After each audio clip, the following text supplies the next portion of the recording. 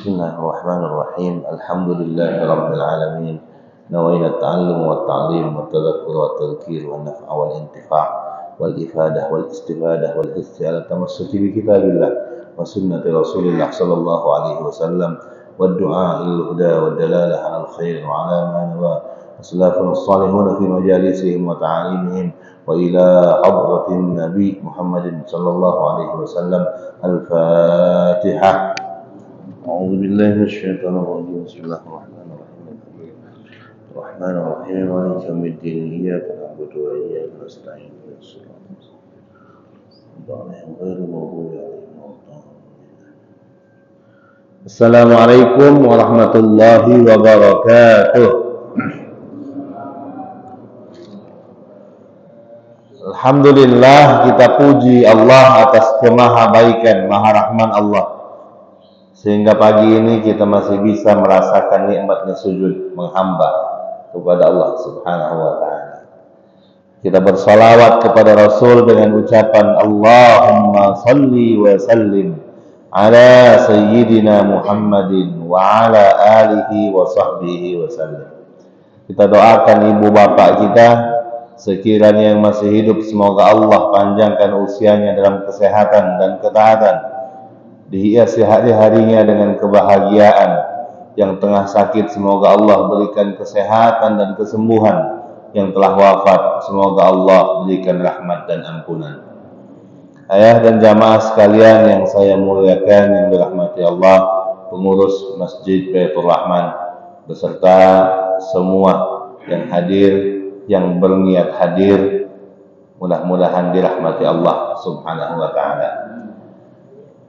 Masih bersama dalam nasihat-nasihat Rasulullah sallallahu alaihi wasallam, al-wasaya al-minbariyah, yang disampaikan kepada sahabat, dan tentu ini menjadi pegangan, menjadi qudwah bagi kita.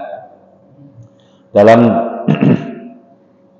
kesempatan pagi hari ini kita bersama dengan sahabat Mu'adz bin Jabal radhiyallahu anhu yang menjadi saksi dan penyampai hadis ini kepada sahabat lain, disampaikan kepada tabi'in, disampaikan kepada pengikut yang lain, sampai kepada kita. Al-hadits as-sabi' ashar al-isti'anatu billah. Temanya minta tolong kepada Allah, minta bantu hanya kepada Allah. An Mu'adz bin Jabal radhiyallahu anhu qala akhadha Rasulullah sallallahu alaihi wasallam yawman biyadi faqala li ya Mu'adz wallahi inni la uhibbuka faqultu bi abi anta wa ummi Allah wallah inni la uhibbuk. Qala ya Mu'adz inni usika la tada'anna an taqula dubura kulli salatin Allahumma a'inni ala dzikrika wa syukrika wa husni ibadatik. Hadisnya hadis sahih, diriwayatkan oleh Imam Ibnu Majah, diriwayatkan oleh Imam Anas Nasa'i dalam Sunan. Pertama, Mu'adz berkata, Rasul suatu saat, suatu hari memanggil saya dan memegang tangan saya. Dalam lain riwayat dijelaskan bahwa ini Nabi selesai sholat.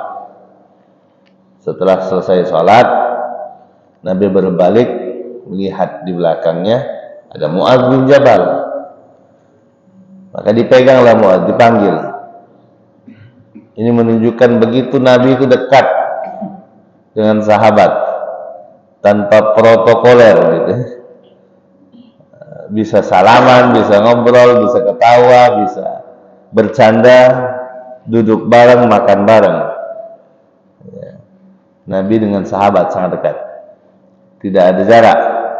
Ya, maka sahabat itu bercerita tentang hidup Nabi, tentang fisik Nabi. Ada satu buku namanya Asy-Syama'il Al-Muhammadiyah. Itu cerita isi hadis tentang bagaimana Nabi SAW fisiknya, sikapnya, cara pakaian, cara makan, cara tidur, dan semuanya. Ada satu buku namanya Asy-Syama'il Al-Muhammadiyah, dibaca, Masya Allah ya. Itu buku yang paling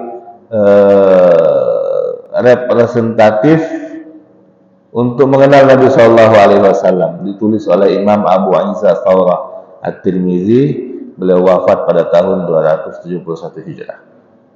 Ya. Simpel bukunya. Bapak yang anaknya mau ulang tahun 17 tahun, belikan buku itu terjemahan. Ya. Yang anaknya mau masuk usia 17 tahun,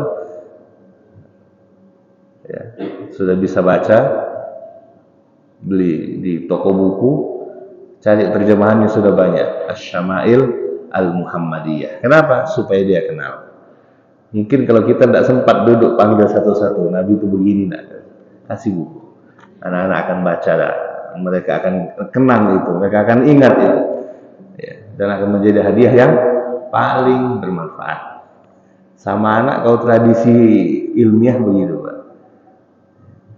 Tradisinya begitu. Bukan nanti ulang tahun hadiahnya handphone, ya. Tidak buruk sebenarnya, tapi tidak menunjang masa-masa mereka belum saatnya, ya.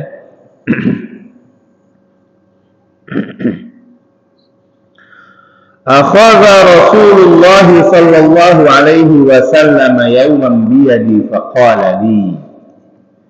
Beliau Nabi SAW memanggil saya, kemudian berkata kepada saya,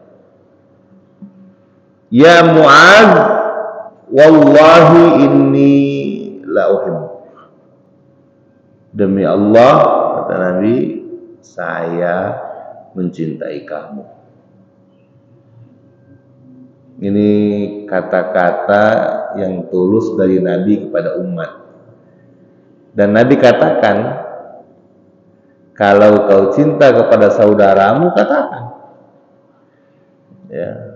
Nah, terjadi pergeseran makna, pergeseran budaya, sehingga di masyarakat sekarang yang menjadi tuntunan itu adalah tontonan di TV. Sehingga ketika berbicara masalah cinta, konotasi yang ada dalam framing setiap orang yang berbicara itu hampir bisa dipastikan larinya kepada pacaran, hubungan perempuan dengan laki-laki. Itu yang salah. Sementara dalam hadis Nabi SAW sangat banyak saya dikatakan laki-laki muslim ketika senang, ketika sayang, ketika cinta kepada saudara muslim lainnya, sampaikan itu. Maka kalau kita lihat dalam flashback kehidupan Rasul, apa yang dilakukan Rasul SAW ketika sampai ke Madinah, ketika baru membangun pondasi kehidupan Islam di kota yang baru yang bernama Yathrib, yang pertama adalah menyatukan atau mengenalkan satu orang Ansar dengan satu orang Muslim yang berasal dari Muhajirin, dari Mekah, dipersaudarakan, dipersatukan, didekatkan karena cinta demi Allah dan Rasulnya, bukan dengan tujuan apa-apa.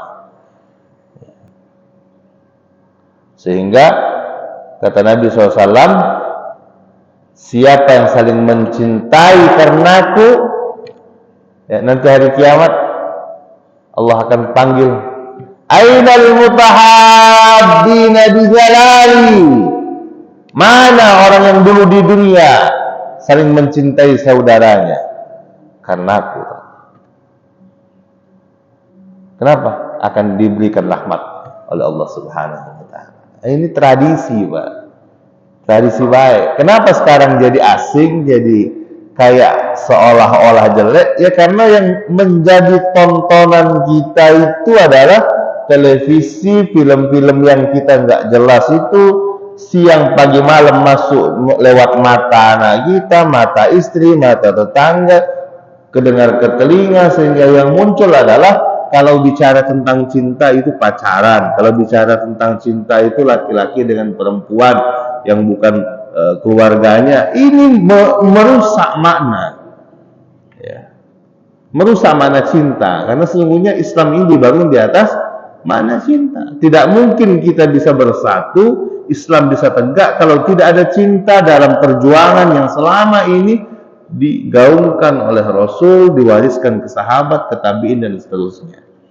Tapi sekarang terjadi pergeseran makna. Nah, itu yang kita harus hadir, benarkan makna itu, perbaiki makna itu. Bagaimana bentuk cinta kepada saudara kita, kepada kerabat, kepada jamaah? Nasihat, ngajak. Kalau ada tetangga kita di sini, dia dulu sholat di masjid, rajin ibadat, tiba-tiba entah karena ada satu persoalan, dia nggak pernah lagi ke masjid.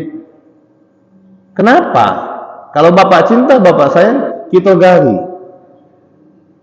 kita temui, kita panggil, kita ajak. Kenapa? Bentuk kecintaan kita kepada orang-orang yang sudah ada dalam komunitas kita. Apa bisa jadi mungkin dia punya masalah ekonomi, dia malu bercerita, kita hadir jadikan sebagai solusi. Dia punya masalah keluarga yang tidak bisa dia pecahkan, kita hadir menguatkan. Ada kerabat yang mungkin tertimpa musibah, kita hadir dampingi dalam menyelesaikan. Itu mana cinta. Ada tetangga kita dia asli maksiat, nggak mau sholat, dan kita diam, itu nggak cinta. Bentuk cinta kita kepada tetangga adalah kalau dia lupa kita ingatkan. Ada kerabat kita, tetangga kita misalnya belum mau ibadah, belum mau sholat. Bentuk cinta kita adalah mengingatkan dengan cara yang baik. Itu satu. Yang kedua, mendoakan tanpa dia tahu, bukan nulis status. Kaget dengan tetangga pengen di juga tidak sholat, buat status Facebook. Tetangga aku awak kayu, berduit, tidak galak sholat, mudah-mudahan Tuhan memberi hidayah. Itu bukan doa, itu mengungkap aib. Ya. Doakan ketika kesendirian.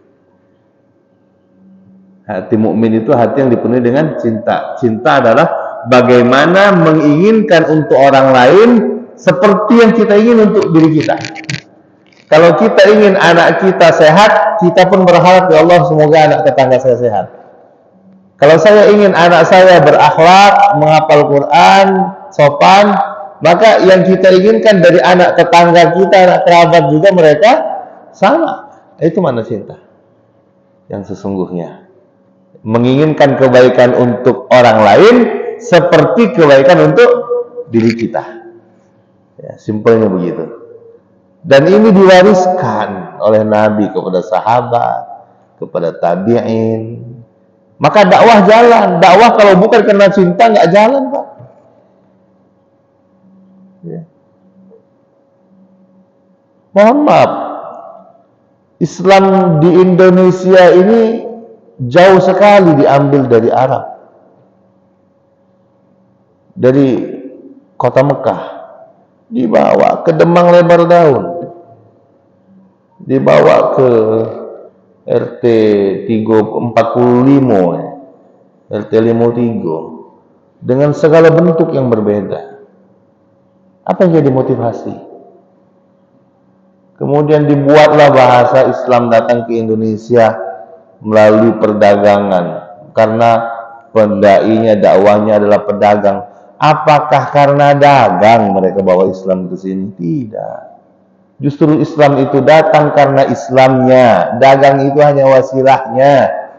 Ya, kalau mau dagang, orang Arab sebelum kenal Islam sudah li'ila fi Quraisyin ila fihim rihlatash syita'i was shaif, sudah ekspor impor. Ya, mereka datang ke sini untuk Islam. Kenapa? Karena mereka melihat manusia dengan cinta, kita sudah beriman kepada Allah, jangan sampai saudara-saudara kita manusia yang lain tidak kenal dengan Allah. Maka kami ingin datang kenalkan ini iman. Kenapa? Karena cintanya. Bukan karena ingin menguasai. Maka Islam dipastikan, silahkan dibuka semua literatur. Tidak ada penjajahan di dalam Islam. Islam masuk ke Cina. Saya kemarin ke Cina, kedatangan Cina. Apakah Cina habis? Tidak. Apakah Cina habis? Tidak. Apakah Cina hilang? Tidak. Ya, tapi Islam lahir di Cina, besar di sana, mewarnai masuk budayanya. Ya. Islam masuk ke India. Apakah India kemudian habis? Tidak. Sampai sekarang masih ada Amitabh Bachchan, siapa-siapa semua itu. Ya. Dengan budayanya, dengan agamanya ada, tidak dihabiskan. Karena memang Islam bukan datang untuk menghabiskan agama, tidak, tapi dia datang untuk mengenalkan Allah kepada manusia. Yang mau terima, silahkan terima dengan baik. Yang tidak terima, yang penting kalian tidak mengganggu orang yang mau menerima. Itu Spanyol, Andalusia, Islam besar di sana, tidak ada yang dihabiskan. Ya. Dan saat ini kembali, ya, secara perlahan umat Islam masuk ke wilayah Eropa secara besar-besaran, ya, besar-besaran. Kenapa mereka menyebar? Karena ada semangat menyebarkan, mengenalkan Allah kepada hati manusia. Itu mana cinta? Kita punya anak di rumah, tapi kita tidak keruani sholatnya, kita tidak keruani ibadahnya, kita tidak keruani menghambanya kepada Allah. Itu enggak cinta. Walaupun kita klaim ini anak saya, ini istri saya, sehari saya beli tiap, kasih makan yang enak, kasih pakaian yang bagus, saya buatkan rumah yang mewah, mobil yang nyaman, tapi tidak pernah kita sentuh hatinya, bangkitkan cintanya kepada Allah, maka itu bukan cinta. Maksud yang dibaca oleh Ustaz Jundi subuh tadi, al-malu wal banuna zinatul hayatid dunya. Harta dan anak itu zinah, perhiasan, mainan saja. Yang bisa dibawa ke Allah apa? Al-baqiyatus salihatu khairun inda rabbika thawaban wa khairun amala. Amal soleh. Istri yang kita pastikan keluar rumah harus menutup aurat. Anak perempuan yang kita pastikan ketika dia kuliah, berangkat ke kampusnya, jangan bersentuhan, jangan berpegangan dengan yang bukan muhrim. Kalau berjalan dengan sesama perempuanmu, tidak boleh berduaan dengan yang bukan muhrim. Berjalan ke tempat yang diridhai Allah, waktu sholat kau hadir sholat, nak, jilbabmu jangan kau lepas. Hahwal Islam, hahwal hub. Ya. Itu yang dimaknai dengan cinta. Jadi peduli kepada tetangga, peduli kepada sekitar, itu adalah bentuk kecintaan yang diajarkan oleh Nabi dan pahalanya besar. Pahalanya sangat besar.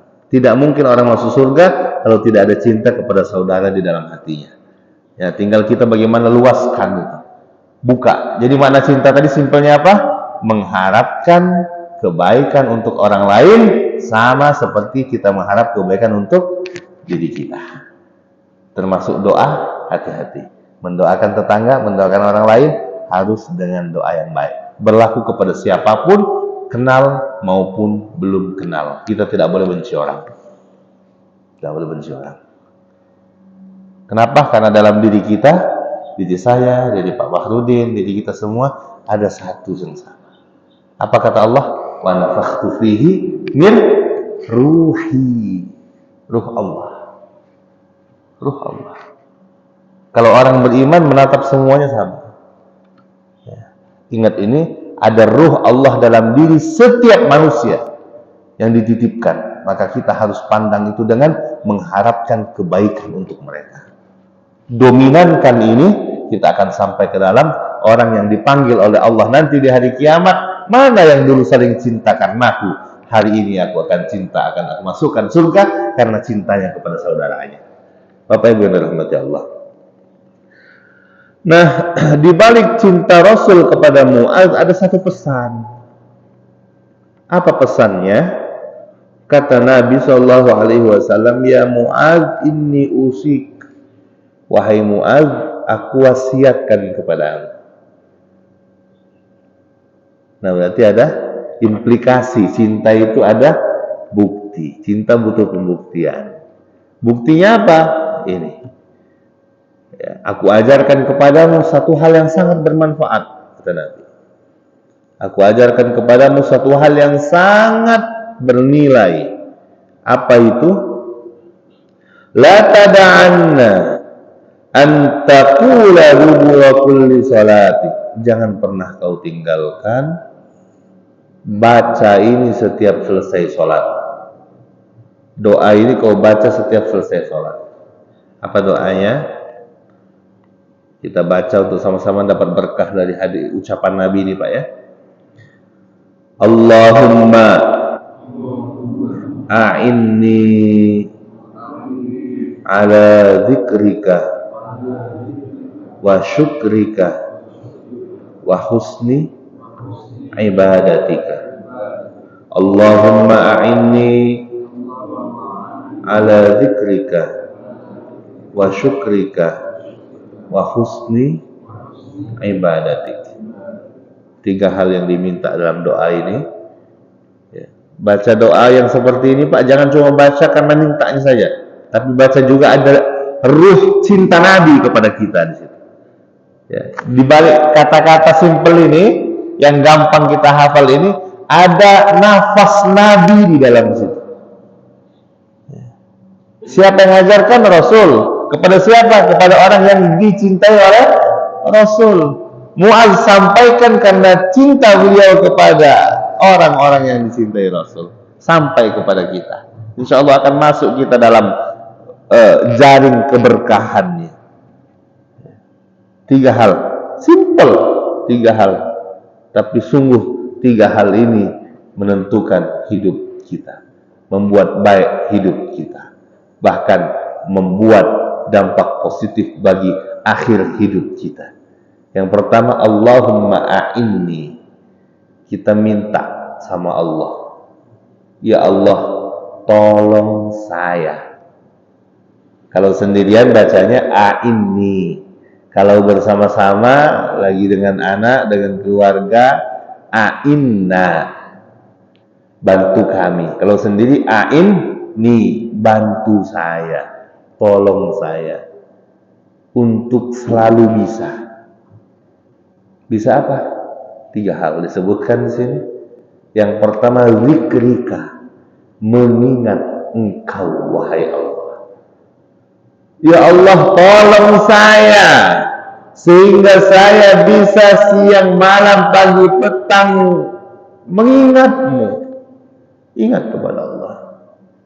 Ingat dalam makna 2. Ingat, otak kita selalu teringat kepada Allah, nyambung. Yang kedua, mulut kita selalu basah menyebut namanya. Ya. Mana yang bisa? Silahkan. Bisa dua-duanya, bagus. Dan mungkin Bapak sudah pernah dengar, satu amalan yang paling mudah, yang paling besar pahalanya, mengalahkan semua pahala yang ada, apa? Zikrullah. Ingat kepada Allah. Pahalanya besar. Ya. Pak, zikir bagaimana? Banyak versi. Kita duduk, kita ingat Allah sambil bersandar misalnya. Ya. Merasakan ketika kita menarik nafas. Ini bukan suatu kebetulan, tapi ada rasa gitu. Kita mengerti rasa demi rasa masuk ke dalam tubuh, terasa terhisap darah terpompa oleh jantung. Kita rasakan kebaikan Allah dalam semua detak-detak itu zikir kepada Allah. Ketika kepala kita tersentuh, menyentuh kepada lantai sejadah, lantai ambal masjid, kita sujud, kita sebut subhana rabbiyal a'la wa bihamdi, itu zikir ingat kepada Allah. Ketika kita lelah, kita duduk, kita tarik nafas panjang, tersebut dalamnya Allah, itu zikir kepada Allah. Ketika kita duduk di ruang kerja kita, ruang kantor kita buka laptop, buka komputer dengan Bismillahirrahmanirrahim, itu bentuk ingat kepada Allah. Itu nggak gampang Pak, susah. Tapi akan diberikan Allah, dimudahkan bagi orang yang meminta dengan ilhah, dengan penuh pengharapan, dimudahkan. Yang nggak dikasih, susah. Masa butuh sakit dulu baru ingat Allah? Masa butuh naudzubillah kecelakaan dulu baru ingat Allah? Butuh rumahnya kebakaran dulu baru ingat Allah? Enggak perlu Allah uji kita dengan hal-hal seperti itu. Cukup dengan rasakan semua detak dalam kehidupan kita. Semuanya adalah kemahabaikan Allah. Kalau bukan karena kemahabaikan Allah, nggak mungkin kita berani duduk di masjid ini. Kita bukan orang baik, saya bukan orang baik. Tapi Allah tutup aib kita. Tapi Allah buat orang-orang kiri kanan kita orang-orang yang baik. Ini nikmat Pak, nasib, betuah. Betuah, punya teman, punya keluarga orang baik. Dikenal, oh ini kawan saya, itu satu komplek dengan saya, itu jamaah saya, itu jamaah masjid kita, oh itu tetangga sebelah kita orangnya sering ibadah, sering sholat di masjid, dan sebagainya. Itu adalah kemahabaikan Allah yang sudah lebih dari cukup untuk menjadi alasan kenapa kita harus selalu ingat kepada Allah. Maka yang pertama zikrullah. Zikir bisa dengan dalam diri kita. Yang punya amalan zikir, amalkan. Yang bisa zikir tanpa tasbih, silakan tasbih zikir. Yang susah harus butuh media tasbih, pakai media tasbih. Yang bisa dengan telapak jarinya, silakan pakai. Semuanya tidak ada masalah. Yang bisa sekarang dengan kalkulator atau seperti kalkulator, silakan. Apapun itu, semua wasilah yang bisa mendekatkan kita kepada apa yang mendekatkan kepada Allah, ambil, pakai. Pak, wirid mana yang paling baik? Semua zikir yang mengingatkan kita kepada Allah. Mau menyebut namanya, mau menyebut istighfar, mau bertasbih, bertakbir, bertahlil, semuanya. Tapi kalau dibicara mana yang paling baik, mana yang paling puncak, tentu tauhidullah, la ilaha illallah. Ada yang dengan senang dengan subhanallah, beribu-ribu kali dibaca, silakan. Alhamdulillah, dia rasakan nikmat. Kayak sehari-hari yang dia rasakan hanyalah nikmat, maka dia berinteraksi dengan maha baiknya Allah dengan alhamdulillah, alhamdulillah, alhamdulillah. Yang merasa banyak dosa mungkin mendekatkan diri dengan Allah dengan istighfarnya, minta maaf, astagfirullah, astagfirullah, astagfirullah, astagfirullah. Suatu hari Ummul Mukminin sedang duduk, ditanya, lagi baca apa? Wirid dari pagi, kata Nabi, seandainya kau baca subhanallah wa bihamdih, adada khalqih, wa adada nafsih, wa zinata arsyih, wa midada kalimatih, pahalanya sangat besar sekali. Intinya, manapun kata-kata apapun, zikir dalam bentuk apapun, selama itu membuat kita ingat dengan Allah, tersambung koneksi dengan Allah, semuanya baik. Dan kalau itu sudah ada dalam diri kita, kata Nabi SAW, pahala mulut basah karena zikir ini lebih besar dari pahala-pahala yang lain. Kalau kita mati dalam keadaan berwirid, berzikir, tenang kita Pak.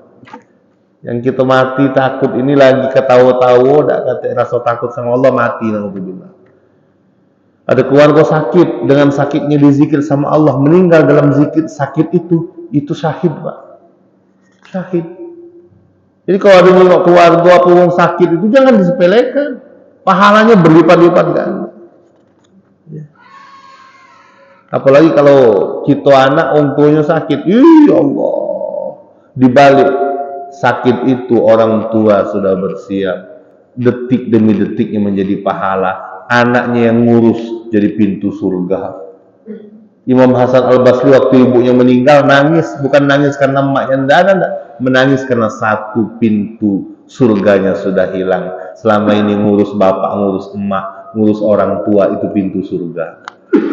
Kita anak, jadi kalau orang tua kita yang sepuh, ada pintu surga bagi kita. Ya, dengan itu zikrullah. Apa benar rahmat Allah. Yang kedua,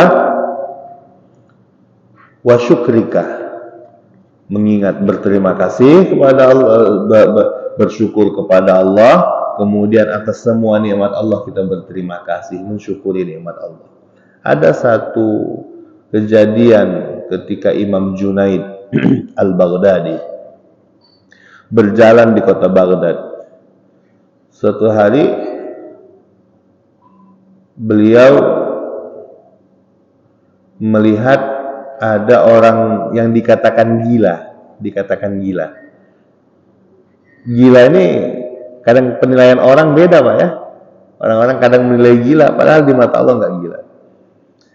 Imam Junaid sedang dikerubungi oleh pengikutnya, banyak muridnya. Kemudian orang tadi datang bertanya, wahai Imam, mazzuhudu indakum, apa makna zuhud bagi Imam?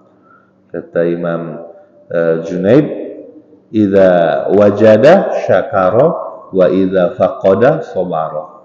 Kalau dapat nikmat ya bersyukur, kalau tidak dapat nikmat sabar. Itu mana zuhud, kata Imam Junaid. Kata orang gila tadi yang dikatakan gila, idzan laisa hadza bijuhd. Kalau begitu ya apanya yang istimewa Imam? Enggak ada, biasa aja. Fa mazzuhud indakum, kalau begitu apa makna zuhud menurut Anda? Kata orang yang dikatakan gila tadi, az-zuhudu indana, makna zuhud menurut saya adalah idza wajada, idza faqada syakara, wa idza wajada athara.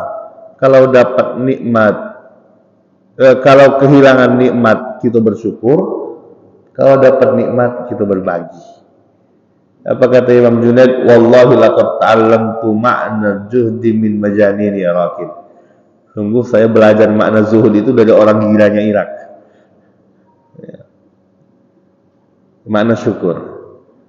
Ya. Berterima kasih atas nikmat Allah adalah lebih dari cuma sekedar mengucapkan alhamdulillah karena masuk ke dalam yang pertama tadi, tapi ada dampak yang positif, yaitu berbagi dengan orang sekitar. Ini syiar umat Islam. Muhajirin datang nggak bawa apa-apa, meninggalkan semuanya. Datang ke Ansor, yang ditanamkan oleh Nabi adalah semangat, cinta, dan berbagi. Ya. Jadi kepedulian kita kepada sesama itu adalah salah satu keistimewaan Islam. Maka dalam Islam ada zakat, ada sedekah, ada infak. Ya, itu menunjukkan kepedulian kita dan bentuk sebagai bentuk syukur kita kepada yang diberikan Allah Subhanahu wa taala. Ma akalta fa afnaita, yang kau makan akan dibuang.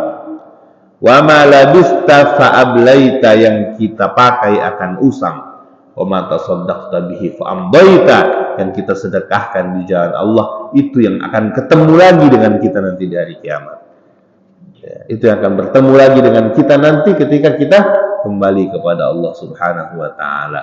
Syukur dengan makna kita memberikan dampak yang baik kepada diri kita atas nikmat Allah, kita berterima kasih, yang ada kita berikan kepada orang yang membutuhkan.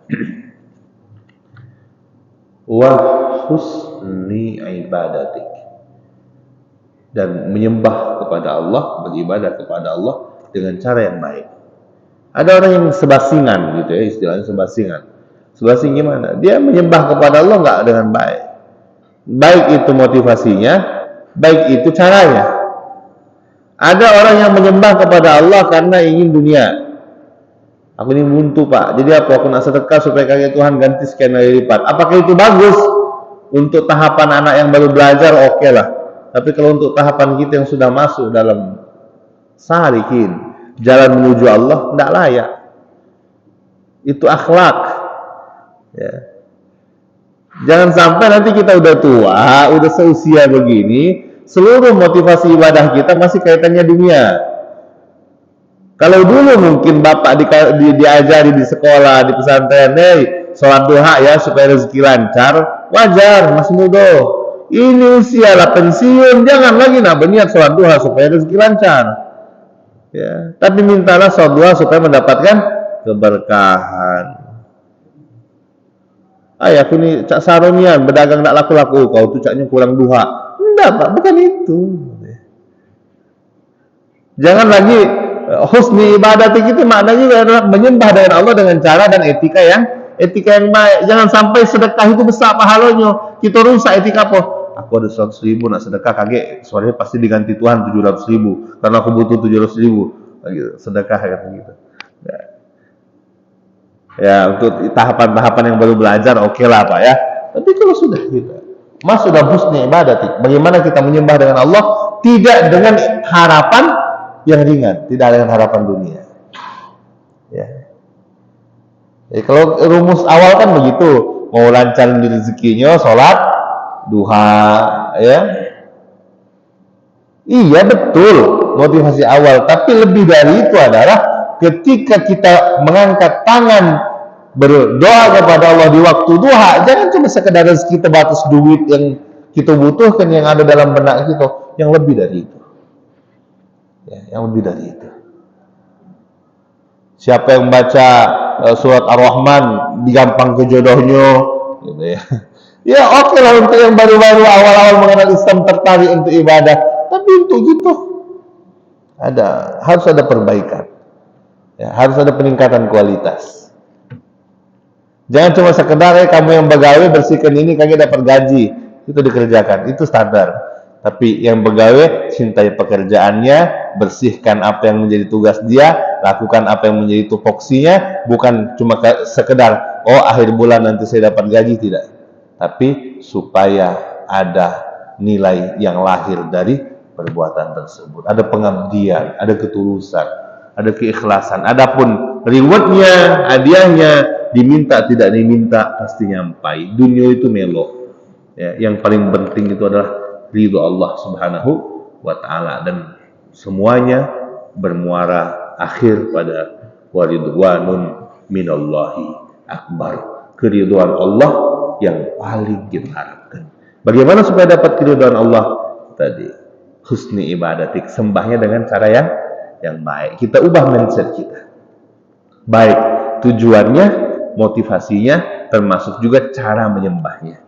Cara menyembahnya bagaimana? Kita sholat, kalau bisa berpakaian yang rapi, yang bagus, pakai. Nggak bisa, yang penting menutup aurat, tetap. Maka muslim itu kalau mau keluar rumah, pakaiannya juga tetap diperhatikan. Tidak, aku nak begawe tidak nak begawe, jadi pakai baju kaos kecil misalnya, sehingga nanti pas sholat, mohon maaf, bajunya tersingkap dan lain-lain. Ya. Jadi tetap, atau bawa pakaian lain dalam tas, ya, yang simple untuk sholat, sehingga tidak menjadi penghalang kalau kita mau ibadah. Ya. Ibu-ibu mau jalan kemana-mana misalnya susah kondisinya, jadi bawa mukena. Sekarang sudah banyak mukena yang simple, yang ringan. Ya. Jangan pula kaget jadi alasan aku dak kalau sholat ngapo, dak bawa sarung. Gitu. Enggak lah. Yang mana husni ibadatik itu bukan pakai sarung, bukan pakai, tapi beribadah kepada Allah dengan menutup aurat dengan syaratnya. Ya, kalau lagi sholat, lagi zikir. Husni ibadatik juga masuk cara ibadah. Lagi masuk toilet jangan ngaji Quran, itu masuk ibadah husni ibadatik. Ya, banyak hal sesuaikan dengan kepantasan, etika dan kebaikan. Mudah-mudahan kita mendapatkan keberkahan. Pagi ini Allah tatap kita dengan tatapan rahmat. Yang punya niat hajat Allah kabulkan niatnya dengan penuh keridhaan. Sallallahu alaihi wasallam Muhammadin wa ala alihi wa sahbihi wa barik wa sallim walhamdulillahi rabbil alamin.